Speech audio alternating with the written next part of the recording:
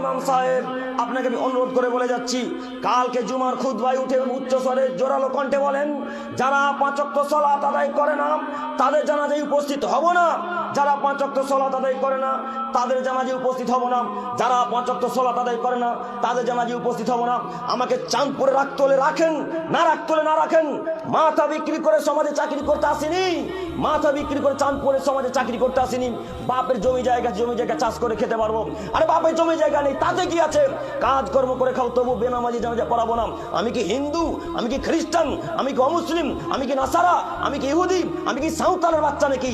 আমি মুসলমানের বাচ্চা, মুসলিম পরিবারে জন্মগ্রহণ করেছি। আমার বাপ মুসলিম, আমার মা মুসলিম, আমার 14 গোষ্ঠী মুসলমান।